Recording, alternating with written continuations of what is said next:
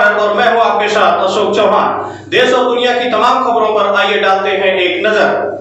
होली, रामनवमी एवं अंबेडकर जयंती की हार्दिक शुभकामनाएं। ग्राम पंचायत डी से प्रधान पद के कर्मठ, सुयोग्य एवं संघर्षशील प्रत्याशी ऋषिराज यादव, प्रबंधक SN कॉन्वेंट स्कूल, जो बच्चों के उज्जवल भविष्य की कामना करते हैं और साथ ही लोगों की सेवा करना चाहते हैं, ग्राम पंचायत डी से प्रधान पद के प्रत्याशी भी हैं। ग्राम पंचायत डी से समस्त ग्राम वासियों से निवेदन करते हैं कि इनको अपना कीमती वोट देकर विजयी बनाएं।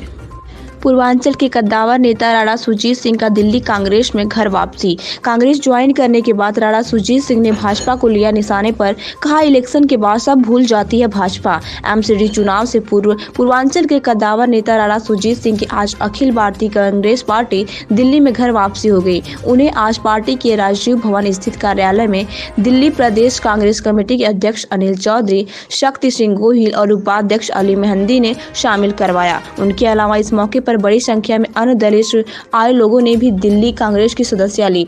इस दौरान राणा सुरजीत सिंह ने कहा कि घर हमेशा घर होता है, कांग्रेस पार्टी मेरा घर है और मैं अपने घर वापस लौट आया हूं। उन्होंने कांग्रेस में विश्वास दिखाते हुए कहा कि मुझे दिल्ली प्रदेश कांग्रेस के अध्यक्ष अनिल चौधरी ने एक जिम्मेदारी दी है कि पूर्वांचल भाइयों के बीच जाकर उनकी दुख और तकलीफ को सुनकर उसका निष्पादन करूं। इसके लिए मैं पूरी तरह से तैयार हूं। कांग्रेस में आने के राणा सुरजीत सिंह ने भाजपा पर भी जमकर हमला बोला और उन्होंने दिल्ली विधानसभा में पार्टी की उपस्थिति को लेकर भी अपनी बात प्रमुखता से कही। उन्होंने कहा कि भाजपा केवल वोट लेने वाली पार्टी है, चाहे जैसे भी हो। इलेक्शन के बाद वो लोगों को भूल जाती है, उनसे लोग परेशान हैं और सबसे अधिक पूर्वांचल के लोग मायूस हैं। उन्होंने कहा कि दिल्ली विधानसभा में अगर आज हमारी संख्या कम है तो आने वाले दिनों में चीजें बदलेंगी। उन्होंने पूर्वांचल के लोगों के लिए अपनी प्रतिबद्धता को दोहराया और कहा कि कोविड काल में पूर्वांचल के भाइयों को बहुत तकलीफ सहनी पड़ी, सबसे अधिक प्रभावित पूर्वांचल भाइयों की है।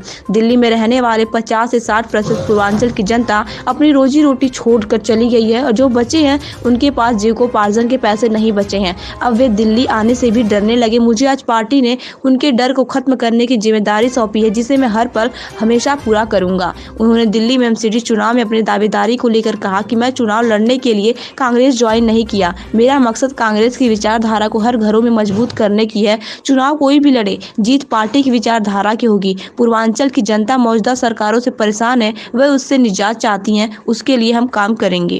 पार्टी और बीजेपी है, बिल्कुल सत्ता में आम आदमी पार्टी और बीजेपी है, इसीलिए तो जनता परेशान है जी। और तो मुझे किस जनता प्रकार की आप काम परेशानी करेंगे? क्योंकि जहाँ तक बोला जाता है कि अभी तक कांग्रेस पार्टी जो अब अपना अस्तित्व बचाने की कोशिश कर रही है कहीं ना कहीं। देखिए, एक्चुअली क्या है, कांग्रेस पार्टी मीडिया प्रमोशंस, जो मार्केटिंग की स्ट्रेटेजी आजकल चल रही है जी, जो सरकार के पास जो फंडिंग आती है उसमें सबसे ज़्यादा खर्च वो आज के डेट में मार्केटिंग पे कर रहे हैं, ना कि हमारे गरीब भाइयों की मदद के लिए कर रहे हैं जी। आज जो पैंडेमिक के बाद हालात हैं, लोग अपने इलाज कराने के लिए अपने घरों को बेच रहे हैं। अगर आप जा करके लोगों से मिलें, जो कि मैं मिल चुका हूँ इन दिनों में, जो हमारा ये 4th स्टेज है पैंडेमिक, इसमें लोगों की जो हालत है, लाखों लाख में उनके बिल है, उनके पास देने के लिए पैसे नहीं है। हॉस्पिटल वालों से मेरी बात हुई, उनका ये कहना है कि जो सरकार के तरफ से उन्हें पहले मदद मिल रही थी वो भी आज के तारीख में मिलनी बंद हो गई है। उन्हें सरकार की तरफ से कोई भी फाइनेंशियल मदद नहीं मिल रही जी। तो मेरा ये कहना है कि जितनी खर्च वो मार्केटिंग, मीडिया और इन सब। राणा सर नमस्ते, कैसे हैं आप? नमस्कार, बहुत अच्छा हूँ। बहुत बहुत बधाई हो, आज फिर से आप अपने घर यानी कांग्रेस पार्टी में ज्वाइन किए हैं जी। क्या कुछ कहना चाहेंगे अपने चाहने वालों को? बस मैं यही कहना चाहूँगा कि कांग्रेस की सोच और विचारधारा में शामिल हो और फिर से सबके पुराने दिन वापस हो। आज किसकी अध्यक्षता में आपने ज्वाइन किया है? हमारे माननीय श्री अनिल चौधरी जी, जो दिल्ली प्रेसिडेंट हैं, उनकी अध्यक्षता में, और माननीय अली मेहंदी जी, जो इनके वाइस प्रेसिडेंट हैं, इन सबों की अध्यक्षता में। क्या कुछ जिम्मेदारियां मिली है दिल्ली में आपको? जिम्मेदारियाँ यही मिली है कि हमारे जितने भी भाई हैं, जो भी दुखी हैं, जो भी परेशान हैं, और स्पेशली जो पूर्वांचली समाज है, जो पैंडेमिक के बाद जो सबसे ज़्यादा प्रभावित हुए हैं, उन सभी को उनकी परेशानियों को दूर करके उन्हें दिल्ली में वापस से स्थापित कराना, ये मेरा सबसे पहली जिम्मेदारी है। जिस तरह आप दूसरे पार्टी में छोड़ के चले गए थे कांग्रेस को, काफ़ी लोग जा चुके हैं और वापसी कर रहे हैं, तो कुछ कहना चाहेंगे वैसे लोगों को? जी बिल्कुल, वापसी कर रहे हैं, क्योंकि अब जो हमारी कांग्रेस की विचारधारा है वो सबसे अलग है और मैं बिल्कुल कहना चाहूँगा सबसे सराहनीय है। हमारे जो प्रेसिडेंट हैं माननीय अनिल चौधरी जी, उन्होंने जिस तरीके से अभी दिल्ली के लिए जो काफ़ी सारे प्रोग्राम बनाए हैं, वो काफ़ी अच्छे हैं और मैं कहता हूँ कि दिल्ली की जनता इससे सबसे ज़्यादा प्रभावित होगी और सबसे ज़्यादा खुश होगी। आने वाले चुनाव में क्या कुछ खास मुद्दे होंगे आपकी तरफ से? आने वाले चुनाव में हमारे पास मुद्दे ही मुद्दे हैं, क्योंकि आप देखेंगे कि दिल्ली में विकास तो कुछ हुआ ही नहीं है और पिछले ये जो आम आदमी की सरकार है ये दूसरी बार आ गई है, पर विकास के नाम पे कुछ भी नहीं हुआ है। जो हमारी पूर्व माननीय स्वर्गीय शीला दीक्षित जी ने जितने प्रोग्रामों को किया था आज तक तो ये उसी को नहीं बना पाए हैं, आगे की तो प्लानिंग बहुत दूर की बात है। राहुल गांधी जी की सोच से आपकी सोच कितनी मिलती है? राहुल गांधी जी की सोच हमें बिल्कुल प्रभावित करती है, उनकी युवा जो सोच है वो काफ़ी अच्छी सोच है और मैं कहना चाहता हूँ कि राहुल गांधी जी के विचारधारा से सारे जनता इस बार जुड़ेगी और उन्हें पूर्ण बहुमत देगी। इस वीडियो के माध्यम से सोनिया गांधी से कुछ आग्रह करना चाहेंगे? जी बिल्कुल, मैडम से यही आग्रह करना चाहूँगा कि आज तक जिस तरीके से उन्होंने आशीर्वाद बनाए रखा है और जिस तरह से आगे उन्होंने हमें रास्ता दिखाया है उसी तरह वो हमारा नेतृत्व करें और हमें आशीर्वाद दें। आज कितने लोगों के बीच में आपने ज्वाइन किया कांग्रेस पार्टी? अभी आपने देखा ही होगा काफ़ी लोग आए हुए हैं और क्योंकि पैंडमिक सिचुएशन है इसलिए बहुत ज़्यादा भीड़ भी हम नहीं कर सकते हैं, क्योंकि हमें लोगों की हेल्थ को सबसे ज़्यादा नज़र में रखना है। तो इस वजह से मैं आपके चैनल के माध्यम से ही लोगों को सबसे ज़्यादा धन्यवाद देना चाहूँगा और मैं ये कहना चाहूँगा कि इस बुरे समय में अपना ध्यान रखें, अपनी सेहत का ध्यान रखें और मैं राणा सुजीत सिंह हमेशा आपके लिए उपस्थित हूँ, 24 घंटे अवेलेबल हूँ। आपकी जो भी समस्या हो मुझसे आकर के मिलें, मैं ज़रूर जो मुझसे बन पड़ेगा बिल्कुल। दिल्ली में आपका क्षेत्र कौन सा है? और दिल्ली में मैं छतरपुर से चुनाव लड़ा था और मैं कहना चाहूँगा कि मेरा कोई क्षेत्र नहीं है, पूरी हिंदुस्तान ही मेरा क्षेत्र है, क्योंकि मैं एक भारतीय हूँ तो मुझे क्षेत्र और डिवीज़न में काम नहीं करना, मैं सबके लिए पूरा। नहीं, छतरपुर के लोगों को काफ़ी आपसे उम्मीद है, उसके लिए कैसे आपसे कोई संपर्क करें? मैं तो कहा कि मैं अब 24 घंटे उपलब्ध हूँ और कांग्रेस पार्टी में हूँ। आपको भी पता है कांग्रेस पार्टी के कार्यालय आज सभी को पता है, क्योंकि दिल्ली में पहले कांग्रेस की सरकार रही, माननीय स्वर्गीय शीला दीक्षित जी के सौजन्य से और काफ़ी अच्छा उन्होंने काम किया। तो सब लोग मुझसे मिल सकते हैं, मैं यहाँ उपलब्ध हूँ, सबके पास मेरे नंबर है और जो भी उनकी विचारधाराएँ हैं उन्हें मैं भी समझूंगा, जो उनके लिए अच्छे से अच्छा होगा वो करूँगा। काफ़ी युवा आपसे जुड़ना चाहते हैं, कांग्रेस पार्टी में आना चाहते हैं, उन युवाओं को कुछ कहना चाहेंगे? पूरा उनका मेरे तहे दिल से उनके लिए स्वागत है और बिल्कुल आए जुड़ें, मैं उनके लिए हमेशा उपलब्ध हूँ। Thank you sir. कल 5100 से ज्यादा मरीज दिल्ली के अंदर पाए गए और मुख्यमंत्री जी कह रहे सब ठीक। आप नाइट कर्फ्यू लगाते हैं, नाइट कर्फ्यू आप सभी जानते हैं कि रात्रि में कितने लोग निकलते हैं।